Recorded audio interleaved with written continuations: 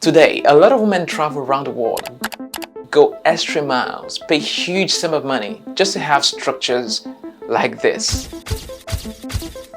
Today's modern woman faces many challenges, but none compared to the very real problem of bony ass syndrome. Oh, here we go. I give you ass jacks! It's the Brazilian butt lift craze. More than 40,000 were safely performed just last year. But in her case, she was used and abused even after her death for having this.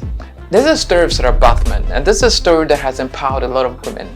Could this be the reason why women who are naturally born this way, with huge buttocks, feel so bold to show it off, making those who do not have it consider going for BBL just to have this? These women all reportedly died after having butt lifts, but that hasn't stopped a big increase in the procedure. This is a story of Sarah Baartman, the story of a horrible African slavery experience.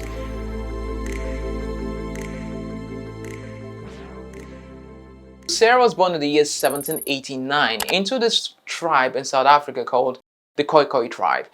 Khoi tribe has two distinct features. They are fair and the women have huge buttocks, which is medically called steatophagia. Literally means having substantial level of tissue located around the thighs and buttocks area of a woman. At a very young age, Sarah was so fascinating to the European colonizers of the early 1970s who saw her as a subhuman and they started exploiting her. Sarah Baartman was sold by an African Khoisan man to a Dutch doctor by the name William Dunlop. So in 1810, William Dunlop took Sarah to London and met with his friend Kendrick Caesar. So Kendrick Caesar and William Dunlop convinced Sarah to sign a contract that would allow her to display her body in a freak show as an attraction. Hendrick and Dunlop took Sarah across England on a freak show and they made a lot of money while they paid Sarah peanuts. Sarah was forced by a slave master to wear a scanty dress where people watching could touch and abuse her physically.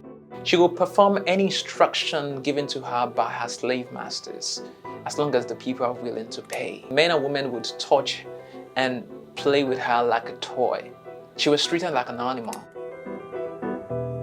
It is 1814. Roy bought Sarah Baartman from Hendrick and Dunlop. And that's because Sarah became so popular based off the lawsuit which some feminists fight against Hendrick and Dunlop for the way they treated Sarah Baartman. But you see, Sarah had already signed an agreement with Dunlop stating that she's doing all this of her own volition. She wasn't forced in any way to do it. This is because Sarah wasn't educated and couldn't communicate properly, so it became a problem. So Sarah met this French scientist, a Surgeon General of Napoleon Bonaparte by name Judge Cuvier. His main interest was to prove a theory that Sarah, blacks in general, are more like animals than they are like humans. Crazy. He wanted to get this theory to rest by experimenting on Sarah Baartman, by going through her private parts to confirm his obsession with this theory.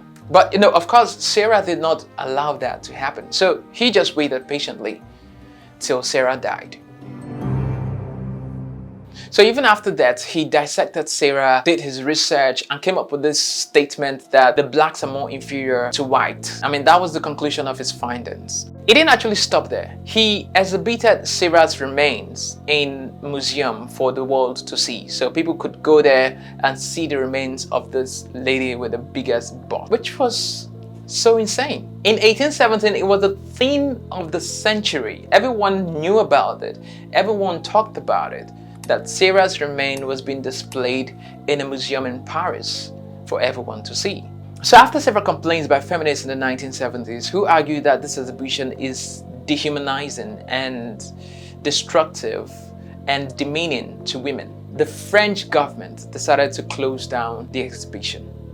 So they took ownership of Sarah's remains. The South African government then, Nelson Mandela, requested that this body be returned to South Africa, but they never did so until 2022. The very right to be human is denied every day to hundreds of millions of people. Her body was returned to Cape Town for proper burial, and the site where she was buried was named the National Heritage Site. She was an icon, the symbol of the dark African colonial past. This is one of the greatest African people humiliation in history. I mean, where black women and their body shape is ironically given the worst remarks due to racial sentiment. Historical representation played a role in shaping racist narratives surrounding African American tennis players like Venus and Serena Williams.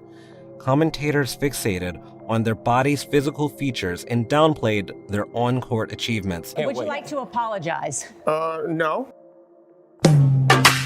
So as time goes by, Sarah Baartman's story became a huge inspiration to millions of women around the world, including celebrities. This became a trend.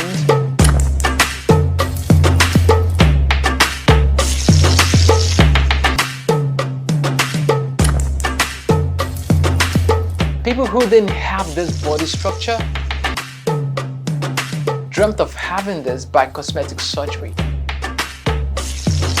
And then it created a market for BBL. We are running a very special giveaway at this moment. I'm here for Dr. Gurani for BBL, and I'm super excited. 3 years ago, I got a BBL, and this is why I regret it. You know, be talk, na reality. Do you know how many times I corrected this boss? And because I felt so insecure based on things that happened to me in my life. So let me know what you think about this story. I'd like to hear from you. Drop a comment below.